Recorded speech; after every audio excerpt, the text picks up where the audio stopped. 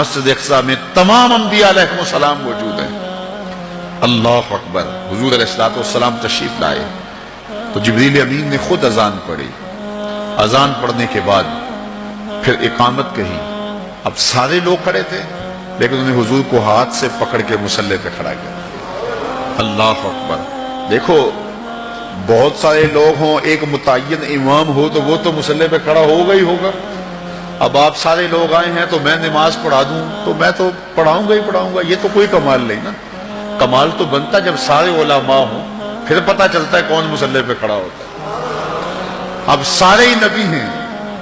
اللہ اکبر۔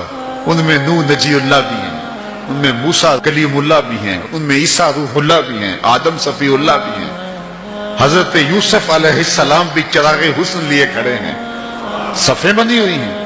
اب پتہ چلے گا نا مصلی پہ کون کھڑا ہوتا ہے۔ فقہی اصول کیا ہے؟ مصلی پہ احق بالامام عالمہم بالسنہ، جو جب سارے لوگ پڑھے لکھے ہوں تو پھر امامت کے مصلی پہ کون کھڑا ہوگا؟ ہمارا فقہی اصول یہ ہے کہ جو سب سے بڑا عالم ہوگا وہ مصلی پہ کھڑا ہوگا۔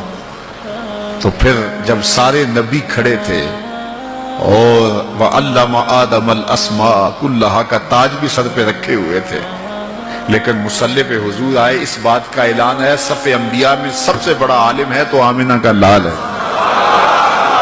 اچھا سارے اگر عالم ہوں تو پھر امامت کا حقدار کون ہوگا؟ ثم اورعہم، جو سب سے متقی زیادہ ہو وہ مصلی پہ کھڑا ہو۔ اللہ اکبر۔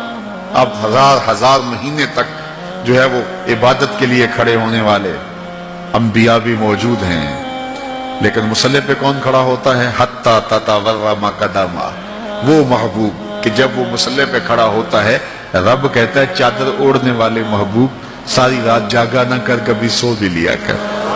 اس محبوب کو مصلی پہ کھڑا کر کیا جا رہا ہے۔ اچھا کہ سارے ہی متقی ہوں تو پھر امامت کا حقدار کون ہوگا؟ ثم اقرأہم، جس کی قرات اچھی ہو، جو پڑھتا اچھا ہو۔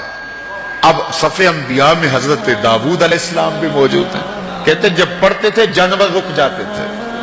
اللہ اکبر۔ اللہ نے ان کو جو لہجہ دیا ہوا تھا لیکن مصلی پہ حضور کو کھڑا کیا جا رہا ہے، اس لیے کہ حضرت ابو موسیٰ عشری رضی اللہ تعالیٰ عنہ فرماتے ہیں فجر کی نماز تھی، حضور تھے، سورہ والضحیٰ کی تلاوت تھی، ابھی تک نشہ ہی نہیں اترتا۔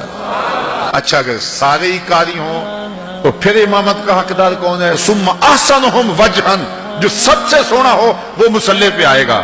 اب یوسف بھی صفوں میں کھڑے ہیں علیہ السلام، انبیاء بھی صفوں میں کھڑے ہیں، وجیہ اللہ بھی صفوں میں کھڑے ہیں، ہر نبی اللہ کا سونا ہوا ہے، لیکن حضور مصلی پہ کھڑے ہیں۔ حضرت یوسف کو اعتراض نہیں ہوتا، وہ جانتے ہیں میں حسین ہوں تو یہ آسن ہے، میں جمیل ہوں تو یہ اجمل ہے، میرا حسن ان کے حسن کا پرتاؤ ہے، تو اس لیے حضور مصلی پہ کھڑے ہیں۔ اچھا یہاں ایک بات اور بتاؤں گا اگر آپ کی توجہ ہو، یہ جو میں نے آپ کے سامنے ضابطہ بیان کیا ہے یہ استحبابی ضابطہ ہے، اس کے برعکس بھی ہو جائے تو نماز ہو جائے گی۔ بڑا سونا جمیل حسین پیچھے کھڑا ہو اور کالے رنگ کا جو ہے وہ نقوش بھی خوبصورت نہیں ہے آگے کھڑا ہو تو نماز ہو جائے گی، کوئی حرج نہیں ہے۔ اچھا قاری پیچھے کھڑا ہو، کم درجے کا قاری مصلی پہ کھڑا ہو، نماز ہو جائے گی۔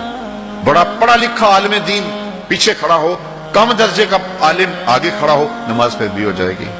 انتہائی تہجد گزار شب زندہ دار پیچھے کھڑا ہو لیکن آگے کھڑے ہونے والا تہجد گزار نہیں بھی ہے لیکن متقی ہے، پھر بھی نماز ہو جائے گی۔ یہ استحبابی ہے کہ یہ ترجیح ہونی چاہیے، لیکن اس کے برعکس بھی ہوگا تو پھر بھی نماز ہو جائے گی، حرج کوئی نہیں۔ لیکن ایک وصف ایسا ہے، ایک ترجیح ایسی اگر وہ نہیں ہوگی تو نماز ہی نہیں ہوگی، اور وہ کیا ہے؟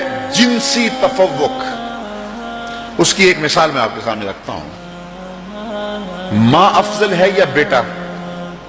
ماں۔ پھر ماں قاریہ بھی ہو بیٹا قاری نہ ہو، ماں عالمہ بھی ہو بیٹا عالم، ماں حافظہ بھی ہو بیٹا حافظ نہ ہو، اور ماں متقیہ بھی ہو بیٹا متقی بھی نہ ہو، اور ماں سب سے زیادہ پڑھی لکھی ہو اور بیٹے اس درجے پہ نہ ہو، اور پھر ماں ہونے کے ناطے سے شرف بھی ہے۔ اب گھر میں بیٹے کوئی ماں کے پاؤں دبا رہا تھا، کوئی ماں کے کندھے دبا رہا تھا، کوئی ہاتھ چوم رہا تھا، چلتے چلتے اذان ہو گئی، باہر شدید بارش ہو رہی تھی، پروگرام بن گیا گھر میں نماز پڑھا لیں۔ مصلی پہ کون کھڑا ہوگا؟ ماں یا کوئی بیٹا؟ افضل کون ہے؟ ماں۔ قاریہ بڑی کون ہے؟ عالمہ بڑی کون ہے؟ لیکن پھر ماں کو مصلی پہ ہونا چاہیے۔ کیوں ماں مصلی پہ کھڑی نہیں ہوتی؟ ایک وصف ایسا ہے جو ماں میں نہیں، اور وہ کیا ہے؟ جنسی تفوق اس کو حاصل نہیں۔ الرجال قوامون علی النساء، مردانہ پن زنانہ پن سے افضل ہے، رجولیت نسوانیت سے افضل ہے۔ تو رجل ہونا، مرد ہونا، مردانہ پن، یہ وہ وصف ہے جس نے ماں کو پیچھے کر دیا، بیٹے کو آگے کر دیا۔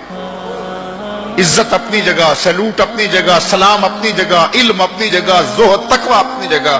بیٹے کہیں امی ہاتھ جڑے ہیں، تیرے پاؤں بھی چومتے ہیں، تیرے قلموں کا دہن بھی پیتے ہیں، لیکن یہ ہماری مجبوری ہے، مصلی پہ ہم نے جانا ہے، اس لیے کہ جنسی طور پہ فضیلت ہمیں حاصل ہے۔ میں کہتا ہوں سارے فضائل حضور کو حاصل تھے، سارے کمال حضور کو حاصل تھے، سارے نبی بھی پیچھے کھڑے ہو گئے۔ جبریل ہاتھ باندھ کے عرض کرتا، حضور ساری عظمتیں اپنی جگہوں پہ، لیکن میری مجبوری ہے کہ میں نور ہوں اور آپ بشر ہیں، اس لیے مصلی پہ کھڑا ہونا میرا حق ہے، مجھے جنسی تفوق حاصل ہے، میری مجبوری ہے، ادب سے ہاتھ باندھ کے عرض کرتا ہوں آگے کھڑا ہونا میری مجبوری ہے۔ لیکن جبریل اقامت پڑھ کے پیچھے کھڑے ہو گئے، حضور کو آگے کھڑا کرے کے اس بات کا اعلان کیا کہ وصفی اعتبار سے بھی حضور افضل ہیں، جنسی اعتبار سے بھی حضور ہیں۔